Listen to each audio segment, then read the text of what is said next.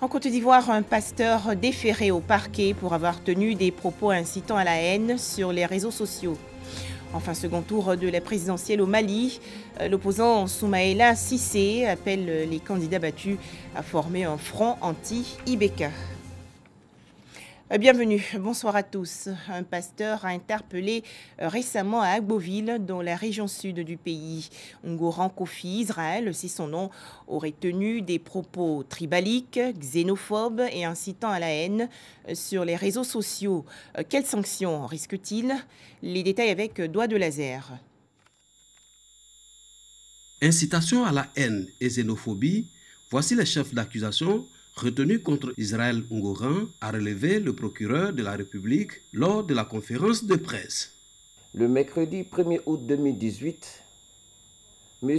Ngoran Kofi Konan Israël, se disant pasteur, a été interpellé à Agboville pendant qu'il réalisait une vidéo en direct sur les réseaux sociaux.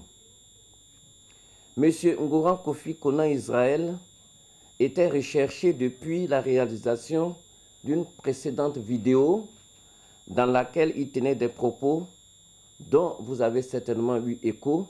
Le prévenu a été donc mis aux arrêts et déféré à la MACA. Il risque 20 ans de prison assortie d'une amende de 10 millions de francs CFA. La loi s'appliquera avec toute sa rigueur à toute personne qui s'adonnera à de telles dérives sur les réseaux sociaux, a prévenu le procureur. C'est le lieu pour le parquet de noter avec regret la résurgence depuis quelque temps de tels propos. En effet, à la faveur de réunions politiques, sur les réseaux sociaux et même à l'occasion de certaines cérémonies, des personnes tiennent des propos incitant au tribalisme et à la xénophobie qui sont de nature à troubler gravement l'ordre public et à occasionner des conflits communautaires. Le procureur rappelle que de tels actes sont constitutifs d'infractions et punis par les articles 200 à 201 du Code pénal. L'arrestation d'Israël Ngoran fait suite à celle d'Aguib Touré, arrêté le mois dernier. Autre actualité nationale, et nous allons nous intéresser à cette journée pour sensibiliser les étudiants au civisme et à la citoyenneté. Elle s'est tenue récemment dans les locaux de l'université Nangui-Abrogwa. Objectif, les amener à contribuer à la paix et à la cohésion sociale dans le pays. Les précisions de Eric Goré. Un groupe d'étudiants veut pacifier les universités de Côte d'Ivoire à travers la sensibilisation. Juste par des mots, ces jeunes gens entendent emmener leurs amis à tourner dos à la violence. La présidente de cette association, dénommée les icônes de la paix de l'université Nangui-Abrogwa, invite le monde estudiantin à œuvrer pour la paix en Côte d'Ivoire. On doit faire des revendications, pas vraiment dans la violence, mais qu'on puisse apprendre à revendiquer dans le calme. Parce que lorsqu'on va même dans une entreprise, qu'on veut déposer un dossier, on voit seulement que la violence au milieu universitaire. Que nous, étudiants, on soit des étudiants conscients, des étudiants vraiment calmes, des étudiants vraiment matures, responsables, où le milieu universitaire vraiment sera dans une cohésion vraiment parfaite. Une démarche qui épouse entièrement la vision du ministère de l'Enseignement supérieur et de la Recherche scientifique. La pacification du milieu universitaire est devenue un défi pour le ministère de l'Enseignement supérieur. Et la violence perpétrée très souvent par certains étudiants empiète sur les probabilités d'insertion. Les diplômés qui sortent, qui cherchent un travail, on lui colle la peau venant d'une université qui est tout le temps en mouvement et il est difficile pour eux pour obtenir ne serait-ce qu'un stage, à plus forte raison une insertion professionnelle. Donc cette activité est très importante et très soutenue par le ministre. Occasion pour le représentant de la ministre Maria Tokone d'inviter les étudiants à respecter les règles de la société.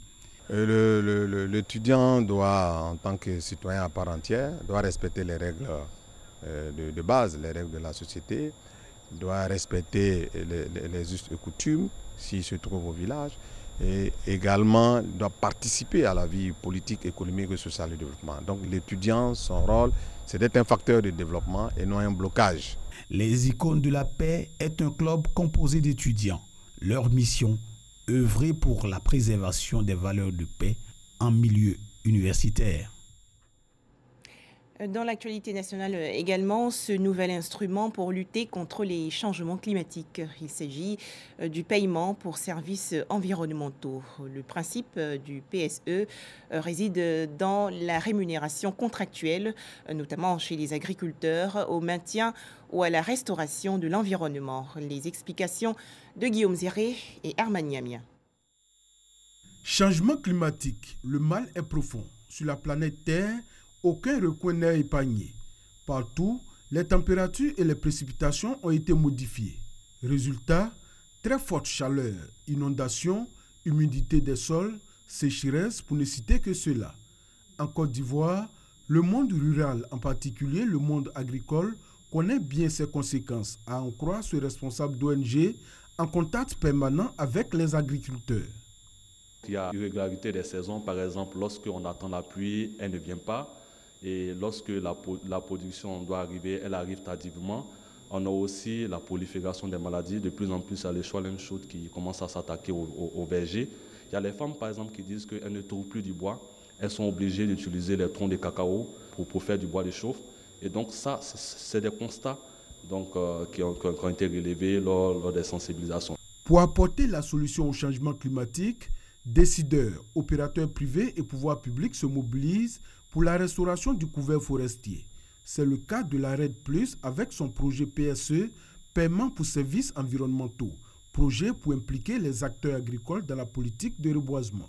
Dans les pays développés, toutes les activités de reforestation, de reboisement ont fait l'objet d'un appui des États respectifs.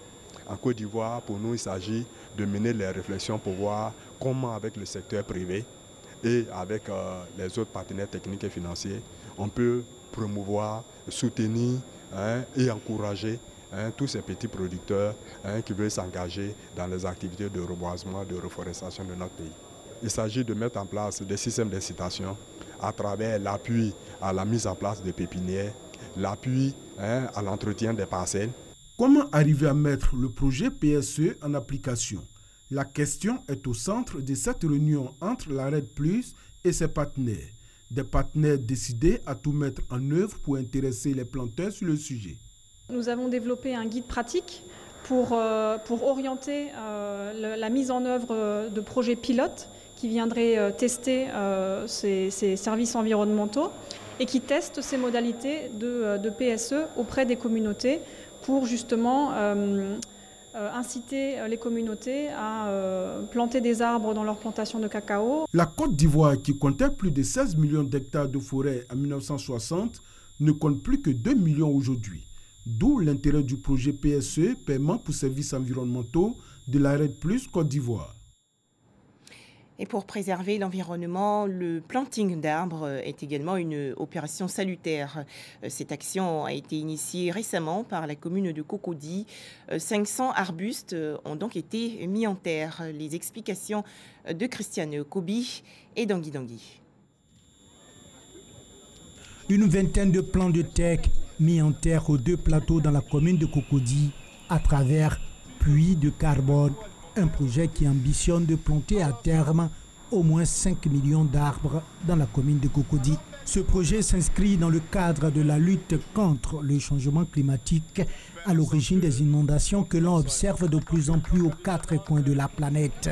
Les récentes pluies diluviennes ont fait 19 mois en Côte d'Ivoire et 12 à Cocody en juin dernier. Nous pensons aujourd'hui que nous avons une responsabilité vis-à-vis de la planète dans laquelle nous vivons.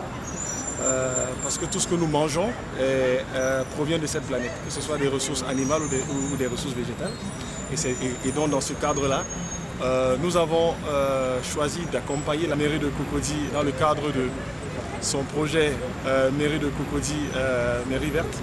Nous avons un projet de planter au moins 2 millions d'arbres à Cocody. C'est-à-dire que nous manifestons un intérêt particulier à l'action posée ce matin. Et j'en profite pour inviter toutes les entreprises à emboîter le pas pour que le rêve que nous avons de planter 2 millions d'arbres à cocody soit une réalité. Ce projet bénéficie du soutien du chef de l'État et de la communauté écologique internationale. Les 2 espèces d'arbres retenues pour cette opération de planting d'arbres sont le teck et le flamboyant. 500 plants d'arbres ont été offerts aux maires de la commune de Cocody par une entreprise agroalimentaire. Hajj 2018, la Direction générale des cultes s'active pour qu'aucun pèlerin ne reste à Abidjan. Il est donc prévu 4 vols réguliers pour les fidèles qui n'ont pas pu être programmés dans les vols charters. Le point avec Doigt de Laser. Aucun candidat au Hajj 2018 inscrit régulièrement ne restera en Côte d'Ivoire. Après les vols charter, dont le dernier est prévu pour ce vendredi, des départs par vol régulier sont prévus. Nous avons 4 vols réguliers qui vont donc partir. 2 vols par Turkish le 6 août, un vol par Emirates le 7 août, et un 4e le 8 août par Emirates aussi directement, on va dire à Médine. Pas d'inquiétude à se faire, rassure le directeur général des cultes. Après le départ du dernier vol par charter, le 3 août, les 500 candidats au Hajj du contingent étatique inscrits sur les vols réguliers seront contactés individuellement. À partir de lundi, tous ceux qui sont donc sur le vol régulier seront appelés individuellement par téléphone pour venir retirer leur kit de voyage et leur indiquer la date et tout ce qu'il faut, en tout cas pour le voyage. Du côté des organisateurs privés, les choses se passent bien également. Les 1800 candidats ont tous été inscrits, ce qui augure d'un pèlerinage avec succès pour l'ensemble du contingent ivoirien. Messamba Bamba est allé apporter la bonne nouvelle aux derniers pèlerins qui accomplissent les dernières formalités pour dissiper tout doute dans leur esprit. Je remercie Dieu en tout cas qui nous a permis de franchir cette étape.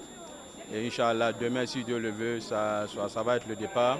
Ça a été comme la délivrance de l'accouchement. Dès que j'ai vu le nom, voilà, tout a disparu, toute l'attente, tout le stress. Nous, les gens du 9e, c'est vrai qu'on nous a un peu maltraités, mais c'est fini, j'ai oublié tout et je pense à demain, tout ce qui va se passer là-bas. Cette année, le quota de pèlerins ivoiriens est passé à 6 800 contre 5 600 en 2017, avec pour innovation majeure l'introduction de la biométrie dans les formalités. Toute chose qui n'a cependant pas entaché la bonne organisation du pèlerinage. 12 août 2018, second tour de la présidentielle au Mali. L'opposant Soumaïla Cissé a appelé aujourd'hui les candidats battus à former autour de lui un front démocratique contre le chef de l'État sortant, Ibrahim Boubacar Keïta. Les précisions de Ami Koulibaly. Soumaïla Cissé, le candidat de l'opposition au second tour de la présidentielle malienne, appelle les candidats battus à former autour de lui un front démocratique contre le président sortant.